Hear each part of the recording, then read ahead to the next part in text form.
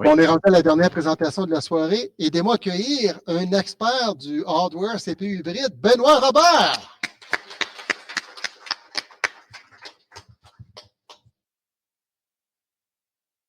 Bonjour tout le monde. Est-ce que vous m'entendez bien? Fait que, bon, ça va être un peu changement. Je vais parler de hardware, mais surtout les problèmes de software causés par certaines entreprises qui ont décidé le software vont s'arranger avec ça. Fait que, qui suis-je? Parce qu'il y en a qui ne me connaissent pas. Mon nom, c'est Benoît Robert. J'ai travaillé assez longtemps en technique. Puis au bout d'à peu près 7 ans, je suis tombé du côté obscur de la force. Je me suis en allé en product management. Fait que j'ai toujours travaillé en hardware pour définir les produits, ce qui me faisait que je rencontrais plusieurs clients. J'ai parlé à plein de gens qui avaient des problèmes software, puis moi, je devais essayer de le régler au niveau hardware. La compagnie Contron, pour laquelle j'ai travaillé 27 ans, c'est une compagnie qui faisait des ordinateurs embarqués. J'ai travaillé là 27 ans. Après ça, j'ai quitté. Fait que j'ai créé une compagnie qui s'appelle Ailleurs. Pourquoi? Parce que les gens se demandaient, est-ce que tu travailles encore chez Contron? Je dis non, je travaille ailleurs. Puis c'était vrai. Après ça, j'ai travaillé chez Hypertech et j'ai fini ma carrière chez Lenovo. J'ai encore Ailleurs et je suis consultant pour des stratégies de produits. Là, je vais vous parler, bon, ça va être pas très deep, mais je vais vous parler un peu des processeurs. Qu'est-ce qui se passe au niveau des processeurs? Les gens savent très bien que des x86, ARM et RISC. Dans le fond, les x86 c'est surtout utilisé, ça a beaucoup de cœur, c'est utilisé dans les laptops, les desktops, les serveurs. Les ARM, c'est utilisé beaucoup dans les mobiles. Vous avez vu, Apple a fait des percées. Fait que là, vous le voyez dans les laptops qui remplacent les x86. Là, ils ont commencé dans les desktops. Il y a certaines entreprises qui font des serveurs, mais pas tant. RISC, vous n'entendez moins parler, mais c'est une architecture ouverte et c'est utilisé, vous l'utilisez à tous les jours. Les cartes GPU d'NVIDIA à l'intérieur, c'est des RISC. Pourquoi? C'est qu'ils n'ont pas de licence à payer. C'est la seule raison. Fait que le processeur à l'intérieur d'une carte graphique, c'est un processeur RISC. Dans les imprimantes, dans les routers, il y a beaucoup, beaucoup de processeurs RISC. Qu'est-ce que l'architecture hybride? Ça a commencé avec Apple. Essentiellement, une architecture hybride, c'est un CPU avec des cœurs différents. Fait que, par exemple, tu fais une application qui ne demande pas beaucoup de performance. Tu utilises un cœur moins performant qui prend moins de power. C'est tout à fait logique pour un téléphone parce que tu ne veux pas brûler toute ta mémoire si tu surfes sur Internet. C'est la même chose pour les laptops. Les serveurs, c'est moins utilisé. Fait que, essentiellement, il y a des cœurs haute performance et il y a des cœurs qu'ils appellent haute efficacité. Ils ne disent pas qu'ils performent moins, ils disent qu'ils sont plus efficaces. Mais dans les faits, ils performent moins. Puis, essentiellement, c'est pour l'optimisation de la consommation d'énergie. Ça a une meilleure autonomie, puis c'est meilleur pour le multitâche. Ce qu'il faut comprendre, il y a beaucoup d'entreprises qui c'est plus fluide avoir un processeur plus efficient. Ils appellent ça Efficiency Core. Là, je vais parler un peu des différentes topologies au niveau des laptops, des desktops et des serveurs. Essayez pas de tout retenir ça. Je vous ai mis un graphique. Essentiellement, les laptops, c'est souvent entre 4 et 12 cœurs. La plupart du temps, c'est hybride maintenant. Il faut comprendre, les laptops, tous les nouveaux laptops sont tous hybrides. C'est une chose intéressante à savoir. Intel le supporte, ils appellent ça Performance Core, Efficiency Core. AMD le supporte, ils appellent ça Ryzen 5 et Ryzen 5C. Apple, Qualcomm, tout le monde le supporte. C'est des performances modérées et avec ça, ils réussissent à sauver beaucoup de performances. l'approche des différents manufacturiers. Ce qu'il faut comprendre, c'est que ce n'est pas tous les manufacturiers qui ont décidé de prendre la même stratégie.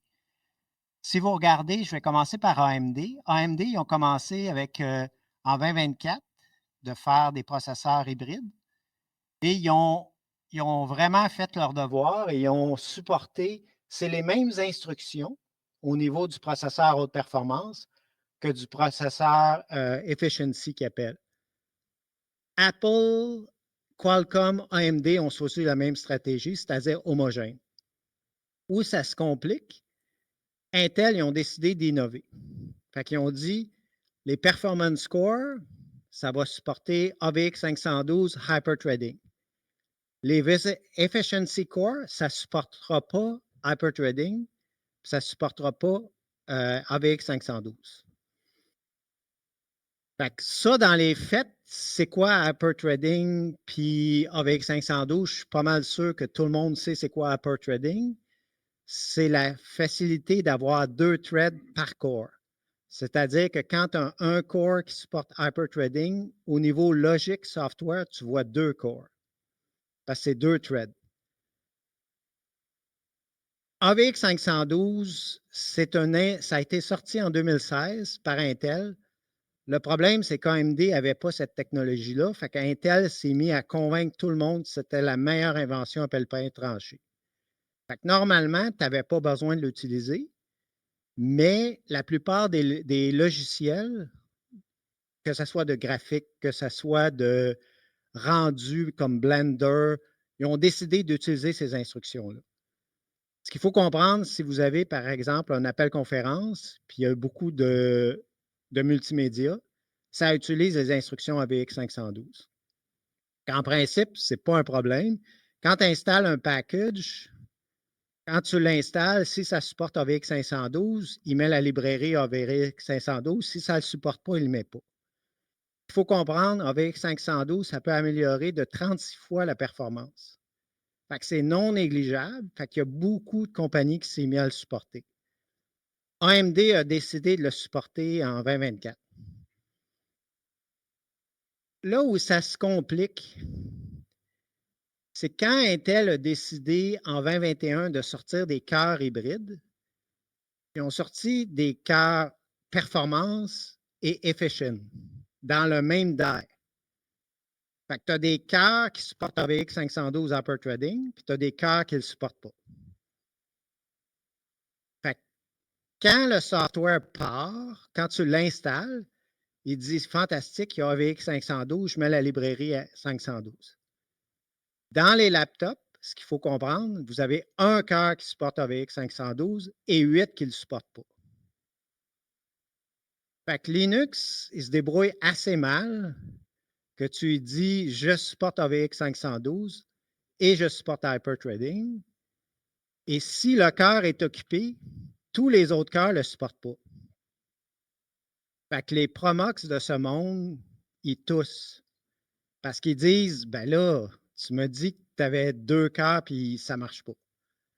Fait qu'il y a beaucoup, beaucoup, beaucoup de problèmes d'interopérabilité.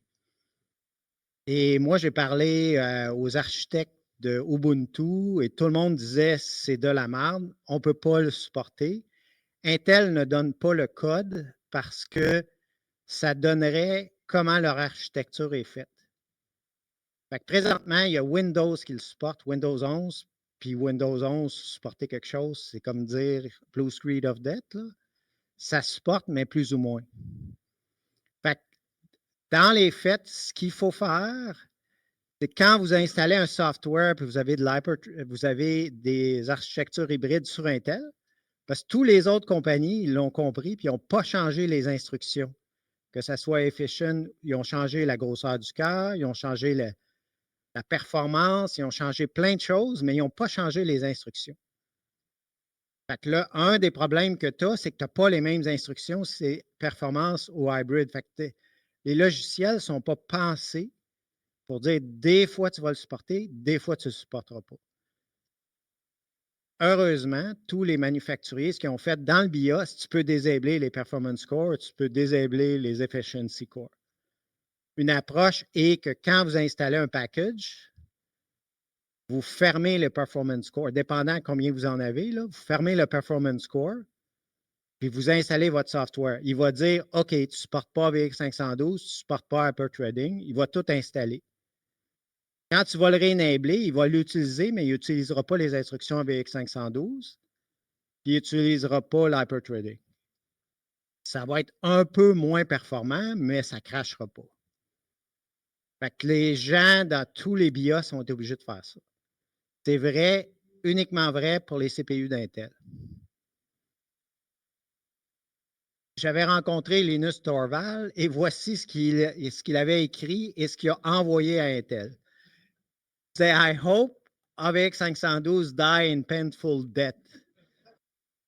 That Intel start fixing real problems instead of trying to create magic instruction to then create a benchmark that look good. Il était furieux. Pour ceux qui le connaissent, là, quand il passe une fripe, mais là, il a envoyé ça à Intel, puis c'était plein de développeurs, on était tous copiés, puis nous autres, on était tous crampés, là, parce qu'il dit, j'espère qu'AVX 512 va mourir. Si vous regardez, j'ai regardé, Louis, un nouveau processeur, puis ils ont désablé l'hyperthreading. Il n'y a pas d'hyperthreading sur ton processeur. Même si tu as des performance core, efficiency core, pour ne pas faire chier les softwares, là. Tu sais, ça aurait pu être plus performant, mais ils ont changé l'architecture. Tu ne peux pas faire ça en software. Linux, il ne peut pas comprendre. Il part et il dit OK, tu supportes 512. Mais si le cœur est occupé, puis tu switches sur un autre cœur, à moins que tu sois capable de piner le cœur sur l'application, sans ça, ça va être la catastrophe. Fait qu'Intel, ce qu'ils ont fait, ils ont sorti, c'est dans le fond, ce qui contrôle les cœurs, ça s'appelle le Intel Thread Directors, qui ne fournissent pas le source code. Ils l'ont partagé avec Microsoft Only. Fait que Microsoft Only, Microsoft Windows 11. Windows 10, là, ça ne marche pas. Là. Fait que Windows 11 marche. Windows Server, ça crache. Ça ne marche même pas. Ils te disent ne comprendre, ça affecte les i7, les i5, les i3. Les Xeon, ils ont dit over my dead body, vous ne faites pas d'hybride. Fait que le Xeon ne supporte pas l'hybride du tout. Mais je vais vous montrer, il faut que vous portez certaines attentions. Fait qu'essentiellement, la gaffe qu'ils ont faite, c'est qu'ils ont décidé de prendre une technologie qui n'est pas homogène entre le performance core et l'efficiency core. C'est ça qui a causé un gros problème. Pourquoi ils ont fait ça? C'est qu'ils ont des gros problèmes de process versus AMD et tous les autres qui utilisent TSMC. Pour trouver du power, ils ont été obligés de faire ça. Fait que là, je vous ai juste montré qu'est-ce qui se passe dans la vraie vie. Si vous prenez, par exemple, un i3 3005U, il y a un performance core pour 4 efficiency core. Fait que si le performance core il est occupé avec un jeu 3D ou peu importe, faire du rendu, un Blender, tous les autres cores ne supportent pas AVX 512. Ça veut dire que ça ne va pas bien aller. Si vous regardez l'autre, le i7, ben là, il y a 10 physical core, il y a 2 performance core, puis 8 efficiency core. Là, j'attire votre attention pour ceux qui installent des packages Linux pour des clients. Et là, ils ont fait une petite entourloupette, puis il faut que vous regardiez bien, dépendant de ce que votre client essaie de faire. Vous avez il y a 2 Xeon. Les Xeon, je vous ai dit, ils se sont fait dire par tout le monde, les cloud providers et tout le monde, over my dead body, vous n'aurez pas d'hybrid. Fait qu'ils l'ont cru, mais ce qu'ils ont fait, tous ceux qui finissent par un P, c'est un performance score. Ça veut dire que c'est hyperthreading AVX 512. Ceux qui est un E, c'est des efficiency core only.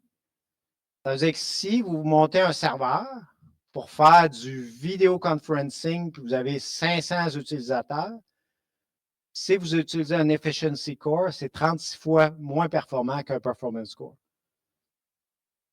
Fait que ça, ils ne vous le disent pas, là, mais dans la vraie vie, là, moi, j'ai vu Netflix planter à cause de ça. Là. Ils ont acheté des Efficiency Core, dire on va sauver du power, mais ils faisaient du FFmpeg ou du 264 ou 265. Le processeur il était à côté au bouchon. Puis avant, il faisait comme 500 streams. Fait que si vous avez des instances dans Amazon ou peu importe, assurez-vous du processeur, puis c'est quoi votre workload. C'est la première fois qu'un manufacturier change de stratégie et d'instruction avec les cores. Normalement, vous ne vous posez pas la question, vous dites c'est compatible PC, ça marche. Dans ce cas-là, il y a vraiment un gap. Puis le gap, c'est AVX 512, puis ils ont créé le problème parce que AMD ne l'a pas eu jusqu'en 2024. AMD n'avait pas d'AVX 512. Ils l'ont rajouté parce qu'ils perdaient des deals. Et Intel, au même moment, l'ont retiré dans certains de leurs processeurs. Fait qu'essentiellement, il n'y a pas de souci si vous avez des serveurs. Si vous avez des laptops et des desktops, vous installez des packages de virtualisation, genre Promox. À un moment donné, il va capoter. Parce qu'il pense que c'est hyperthreading, parce qu'il s'est fait dire par le processeur, oh, oui, je supporte hyperthreading sur un cœur. Fait que ça cause plein d'emmerdes, puis des fois ça marche, des fois ça marche pas. Moi, j'avais des clients qui disaient, là, à un moment donné, oups, ça marchait plus. Fait qu'essentiellement, la bonne façon de le faire, c'est quand vous l'installez, vous désablez les Performance Core, vous laissez juste les Efficiency Core. Ils s'installent en disant, je ne supporte pas AVX 512, je ne supporte pas hyperthreading. Après ça, vous le ré-enablez, puis ça devient un cœur standard. Fait que c'est ça, Linux ont essayé de travailler sans source. Finalement, ils ont abdiqué, ils ont dit on ne le supportera pas. Fait que c'est pour ça que tranquillement, vous allez voir, Intel vont débarquer AVX 512, puis ils vont débarquer l'hyperthreading sur leur nouveau processeur parce qu'il n'y a pas de support software. Fait que ça marche, mais pas tout le temps. Je voulais juste vous dire ça.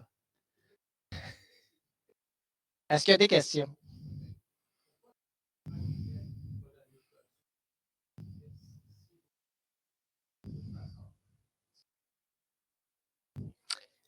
Ce qu'ils m'ont dit et ce que les gens de Red Hat m'ont dit, parce que j'étais près de Red Hat, ils m'ont dit qu'en donnant le code source, ça donne comment ils ont fait l'architecture du processeur. Fait que ça donne trop d'informations aux compétiteurs. C'est la raison qu'ils ont donnée. Là. Mais là, ils sont en train de backpedaler et d'enlever ça. Vous allez voir de moins en moins de performance score sur les chips desktop. Parce que ça ne touche pas les serveurs, c'est la bonne nouvelle. Là.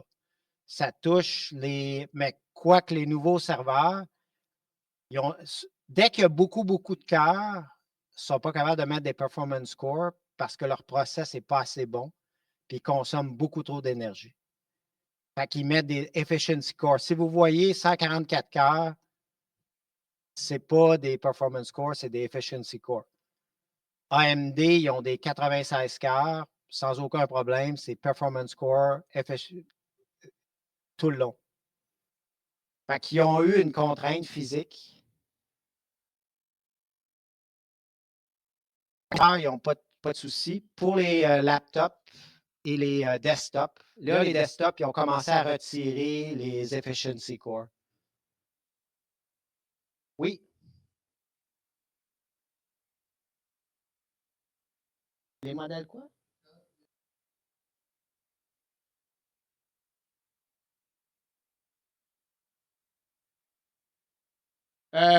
Faut juste aller voir sur le site d'Intel. Si tu veux voir une façon vite de t'en sortir. Moi, je suis hardware. Tu écris ark.intel.com. Là, tu vas voir des processeurs, puis tu choisis. Quand tu cliques, tu vois le pedigree performance et efficiency pour voir. C'est pour ça que le cas, c'est celle que tu peux faire de l'overclock dessus.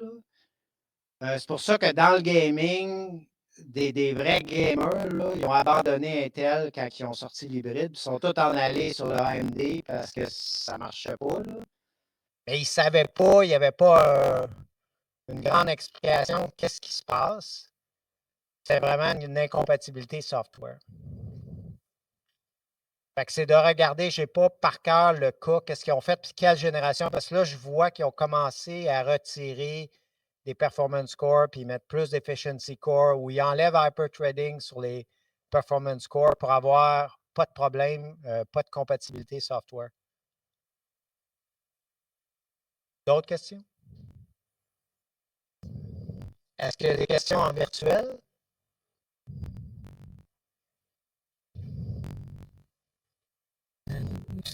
Voilà. Une conclusion rapide, est-ce qu'on peut dire donc que ça sera heureusement un mauvais souvenir que le passage de cette approche d'Intel? Oui, ben c'est ça. Ils ne le diront pas officiellement, là, mais je vois que c'est les nouveaux processeurs, ils corrigent le problème.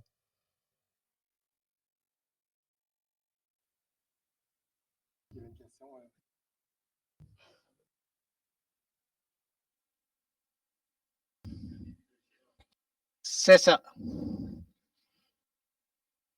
By the way, pour ceux qui se souviennent, AVX 512, ça a été inventé quand ils ont lancé le Intel Phi, qui était leur carte graphique spéciale. C'est là qu'avait sorti AVX 512. Merci.